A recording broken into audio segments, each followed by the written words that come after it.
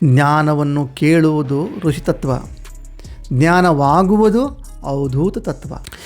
ಯದಾ ಸರ್ವೇ ಪ್ರಮುಚ್ಯಂತೆ ಕಾಮ ಯೋ ಯಸ್ಯೆ ಹೃದಯ ಶ್ರುತಾಃ ಅಥ ಮಾರ್ಯೋ ಮೃತೋ ಭವತಿ. ಕಠ ಉಪನಿಷತ್ತಲ್ಲಿ ಇದೊಂದು ಉತ್ತಮವಾದಂಥ ಶ್ಲೋಕ ನಮಗೆ ಸಿಗುತ್ತೆ. ಇನ್ನು ಅವಧೂತರಂದರೆ ಯಾರು? ಈಗ ಬ್ರಹ್ಮಚರ್ಯ ಆಶ್ರಮ ಆಯಿತು, ಗೃಹಸ್ಥ ಆಶ್ರಮ ಆಯಿತು, ವಾನಪ್ರಸ್ಥಾಶ್ರಮ ಆಯಿತು, ಸನ್ಯಾಸ ಆಶ್ರಮ ಆಯಿತು.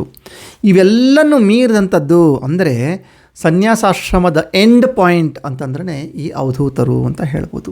ಅವಧೂತರು ಎಂದರೆ ಎಲ್ಲ ಬಂಧನಗಳನ್ನು ದಾಟಿದವರು, ಲೋಕದ ನಿಯಮಗಳನ್ನು ಮೀರಿ ಇರುವಂಥವರು. ಅವ ಪ್ಲಸ್ ಧೂತ, ಎಲ್ಲ ಮಲಿನತೆಗಳನ್ನು ತಳ್ಳಿ ಹಾಕಿದವನು. ಇವರು ಏನಂದರೆ, ಕೆಲವು ಸನ್ಯಾಸಿಗಳಿಗೆ ರೆಸ್ಟ್ರಿಕ್ಷನ್ಸ್ ಇರುತ್ತದೆ. ಅವ್ರದ್ದೇ ಧರ್ಮಗಳ ಪಂಗಡಗಳ ಮಧ್ಯದಲ್ಲಿ ಅವರು ಧರ್ಮ ಪ್ರಚಾರ ಮಾಡಬೇಕು ಅಂತಿರುತ್ತೆ. ಆದರೆ ಇವರಿಗೆ, ಅವಧೂತರಿಗೆ ಯಾವುದೋ ಧರ್ಮದ ಒಂದು ಗ್ರಿಪ್, ಧರ್ಮದ ಒಂದು ಬಂಧನ ಇವರಿಗಿರಲ್ಲ. ಶಾಸ್ತ್ರದಲ್ಲಿ ಅವಧೂತರನ್ನ ಹೀಗೆ ವರ್ಣನೆ ಮಾಡ್ತಾರೆ. ಅವಧೂತ ಗೀತೆಯಲ್ಲಿ ಈ ಥರ ಇದೆ: ನಾನು ದೇಹವಲ್ಲ, ಮನಸ್ಸಲ್ಲ, ನಾನು ಪರಬ್ರಹ್ಮ ಅಂತ ಹೇಳುತ್ತೆ. ಭಾಗವತ ಪುರಾಣದಲ್ಲಿ 11ನೇ ಸ್ಕಂದದಲ್ಲಿ ಈ ಥರ ಇದೆ. ದತ್ತಾತ್ರೇಯ ಅವಧೂತ 24 ಗುರುಗಳ ಕಥೆ ಇದೆ. ದತ್ತಾತ್ರೇಯ ಅವಧೂತ 24 ಗುರುಗಳ ರಹಸ್ಯವನ್ನು ಹೇಳ್ತಾರೆ. ಅವ್ರು ಹೇಳೋದೇನಂತಂದರೆ, ನನಗೆ ಪ್ರಕೃತಿಯೇ ಗುರು. ಕೆಲವು ಉದಾಹರಣೆಗೆ ನಾನು ಕೊಡ್ತೀನಿ. ಅವ್ರು ಹೇಳೋದ ಪ್ರಕಾರ ಪಂಚತತ್ವಗಳು ಯಾವುದು? ಭೂಮಿ ತುಂಬ ಸಹನೆ ತಾಳ್ತಾ ಇರುತ್ತೆ, ಗಾಳಿ ಆಸಕ್ತತೆ ಇರುತ್ತೆ, ಅದಲ್ಲದೆ ಅಗ್ನಿ ಶುದ್ಧತೆ ಇರುತ್ತೆ, ಜಲತತ್ವ. ಸೊ ಇದೇನು ಮಾಡುತ್ತದೆ? ಸಮತೋಲನ. ಸೊ ಹೀಗೆ ಈ ಒಂದು ತತ್ವಗಳ ಆಧಾರದ ಮೇಲೆ, ಅಂದ್ರೆ ಈ ಪ್ರಕೃತಿನೇ ಅವ್ರ ಗುರುವಾಗಿ ಹೇಳುವಂಥದ್ದು. ಸೊ ಅದನ್ನು ಅವರು ಅವಧೂತ ಪರಂಪರೆಯಲ್ಲಿ ಅಳವಡಿಸ್ಕೊಂಡಂಥದ್ದು. ಅರ್ಥ, ಅವಧೂತನು ಎಲ್ಲದಲ್ಲೂ ಬ್ರಹ್ಮನನ್ನು ಕಾಣುತ್ತಾನೆ. ಇಂತಹ ಅವಧೂತರ ಲಕ್ಷಣಗಳು ಯಾವ ಥರವಾಗಿರ್ತವೆ ಅಂತಂದರೆ, ಇವರು ಸಾಮಾನ್ಯವಾಗಿ ಯಾವ ಥರ ಇರ್ತಾರೆ ಅಂದರೆ, ಅಸಾಮಾನ್ಯ ವರ್ತನೆ ಇರುತ್ತೆ.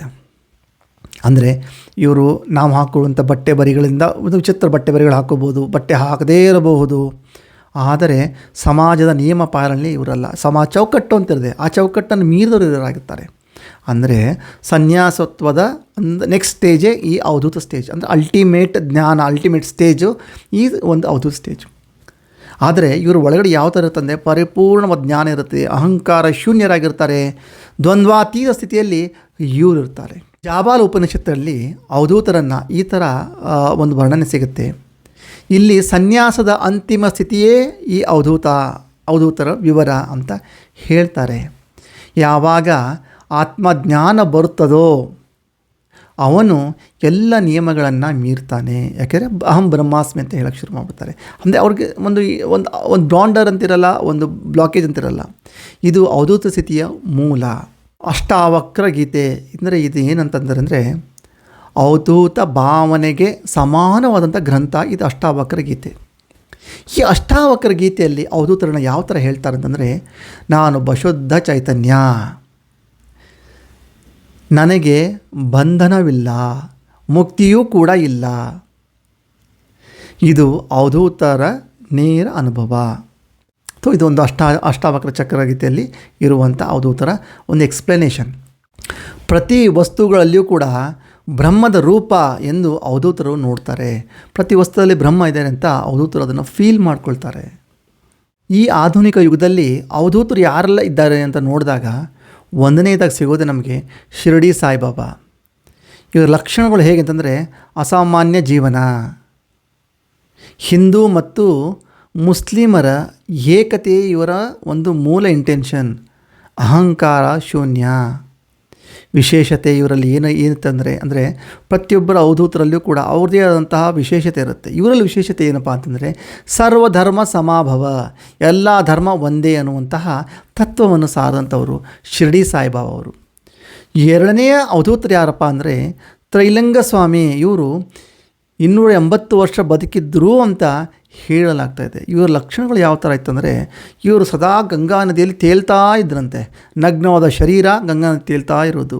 ಸೊ ಇವ್ರದ್ದೆಲ್ಲ ಹೇಗೆ ಅಂತಂದರೆ ವಿಶೇಷ ಲಕ್ಷಣಗಳು ಏನಪ್ಪ ಅಂತಂದರೆ, ಇವರು ಯಾವುದೇ ಥರ ಉಡುಪು ತಡುಪನ್ನು ಹಾಕದೆ ನಗ್ನ ಜೀವನ ಸಾಗಿಸ್ತಾ ಇವರು ಅಹಂಕಾರ ಶೂನ್ಯರಹಿತರಾಗಿದ್ದರು.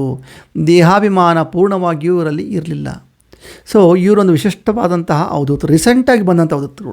ಇನ್ನು ಮೂರನೇ ಅವಧೂತರು ನಾವು ಕಂಡಂತೆ, ನಾವು ಮಾಡಿರೋ ರಿಸರ್ಚ್ ಪ್ರಕಾರ ನೋಡಿದಂತೆ ಗಣೇಶಪುರಿಯ ನಿತ್ಯಾನಂದ ಸ್ವಾಮಿಗಳು, ಇವರು ಒಂಥರ ಮೌನ ಅವಧೂತಗಳು.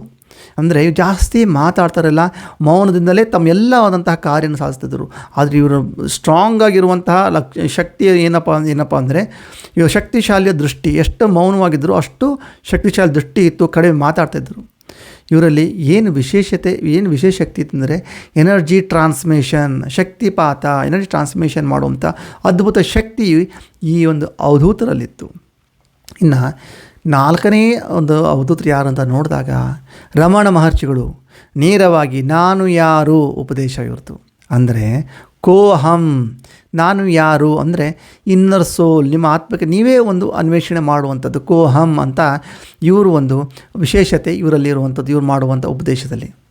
ಋಷಿಗಳು ಸತ್ಯವನ್ನು ಕಂಡಂಥವರು, ಉಪನಿಷತ್ತುಗಳನ್ನು ಇಡೀ ಜಗತ್ತಿಗೆ ನೀಡಿದಂಥವರೇ ಈ ಋಷಿಗಳು.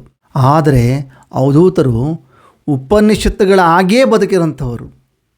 ಸೊ ಅವಧೂತರು ನಾವು ಓವರಾಲ್ ಆಗಿ ಅಂತ ಹೇಳಬೇಕಂದ್ರೆ ಒಂದು ಅಲ್ಟಿಮೇಟ್ ಸ್ಟೇಜ್ ಅಂತ ಹೇಳ್ಬೋದು. ಒಬ್ಬನು ತತ್ವಮಸಿ ಎಂದು ಹೇಳ್ತಾನೆ, ಇನ್ನೊಬ್ಬನು ಅಹಂ ಬ್ರಹ್ಮಾಸ್ಮಿ ಆಗಿರುತ್ತೇನೆ ಅಂತ ಹೇಳ್ತಾರೆ. ಸೊ ಅದೇ ಅವಧೂತರ ಸ್ಟೇಟ್ಮೆಂಟ್ ಬರೋದೇ ಅಹಂ ಬ್ರಹ್ಮಾಸ್ಮಿ ಅಂತ ಹೇಳುವಂಥದ್ದು.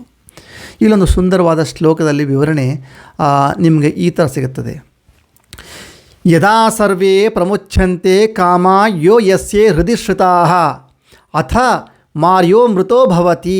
ಕಠ ಉಪನಿಷತ್ತಲ್ಲಿ ಇದೊಂದು ಉತ್ತಮವಾದಂಥ ಶ್ಲೋಕ ನಮಗೆ ಸಿಗುತ್ತೆ. ಇದರ ಅರ್ಥ ಈ ಥರವಾಗಿದೆ. ಮನಸ್ಸಿನ ಎಲ್ಲ ಆಸೆಗಳು ದೂರವಾದಾಗ ಮಾನವನು ಅಮೃತನಾಗ್ತಾನೆ, ಅಂದರೆ ಅವಧೂತಾವಸ್ಥೆಯಲ್ಲಿ ತಲುಪ್ತಾನೆ ಅಂತ ಹೇಳ್ಬೋದು.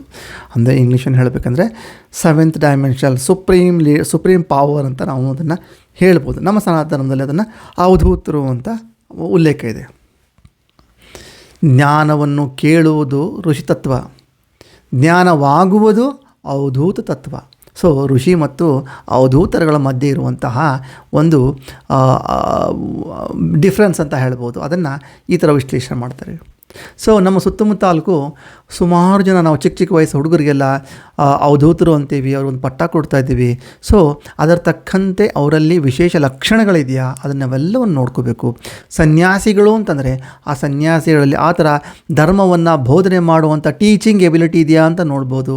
ಏಕೆಂದರೆ ಆ ಒಂದು ಯಾವುದೇ ಒಂದು ಪೀಠಕ್ಕೆ ಅವರಂತ ಕೂತ್ಕೊಂಡಾಗ ಆ ಒಂದು ಪೀಠದ ಆ ಒಂದು ಜನಾಂಗಕ್ಕೆ ಬೇಕಾದ ಧರ್ಮವನ್ನು ಅವರು ಬೋಧನೆ ಮಾಡಬೇಕು ವಿನಃ ರಾಜಕೀಯಕ್ಕಾಗಲಿ ಅಥವಾ ಜ್ಯೋತಿಷ್ಯಕ್ಕಾಗಲಿ ಯಾವುದೇ ಒಂದು ಮಟೀರಿಯಲಿಸ್ಟಿಕ್ ಲೈಫಿಗೆ ಅವರು ಅಡಿಕ್ಟ್ ಆಗಬಾರ್ದು. ಸೊ ಇದು ಸನ್ಯಾಸಾಶ್ರಮ ಕೂಡ ಒಂದು ಲಿಮಿಟೇಷನ್ ಇದೆ, ಅವ್ರದ್ದೇ ಒಂದು ಚೌಕಟ್ಟು ಆ ಕಟ್ಟುನಿಟ್ಟೆಲ್ಲ ಮಾಡ್ಕೊಂಡು ಹೋಗಬೇಕು. ಇದೆಲ್ಲ ಮೀರುದ್ದೇ ಅಲ್ಟಿಮೇಟ್ ಆಗಿ ಎಂಡ್ ಪಾಯಿಂಟ್ ಬರೋದೇ ಈ ಅವಧೂತರು ಅಂತ. ಸೊ ಇಷ್ಟು ಒಂದು ಶಾಸ್ತ್ರದಲ್ಲಿ ಏನು ಉಲ್ಲೇಖ ಇದೆಯೋ ಅದನ್ನು ಚಿಕ್ಕದಾಗಿ ನಾನು ಎಕ್ಸ್ಪ್ಲೇನ್ ಮಾಡುವಂತಹ ಚಿಕ್ಕ ಪ್ರಯತ್ನ ಇಲ್ಲಿ ಮಾಡಿದ್ದೀನಿ. ಸೊ ಎಲ್ಲರಿಗೂ ಒಳಿತಾಗಲಿ ಅಂತ ಹಾರೈಸ್ತಾ ಇವತ್ತಿನ ಕಿರು ಸಂಚಿಕೆ ಅಲ್ಪ ವಿರಾಮ ಮಾಡ್ತಿದ್ದೀನಿ. ಮುಂದೆ ಮತ್ತೊಂದು ಸಂಚಿಕೆ ಒಟ್ಟಿಗೆ ಈ ಋಷಿಗಳಂದರೆ ಯಾರು ಇವರ ಕಂಪ್ಲೀಟ್ ಡಿಟೇಲ್ನ ತಗೊಂಡು ತಮ್ಮೊಂದು ಎಪಿಸೋಡ್ ಮಾಡುವಂಥ ಪ್ರಯತ್ನ ನಾನು ಮಾಡ್ತೀನಿ. ಇಷ್ಟೇ ಹೇಳುತ್ತಾ ಇವತ್ತಿನ ಕಿರು ಸಂಚಿಕೆ ಅಲ್ಪ ವಿರಾಮ ಮಾಡ್ತಿದ್ದೀನಿ. ಸರ್ವೇ ಜನಾಃ ಸುಖಿನೋ ಭವಂತು.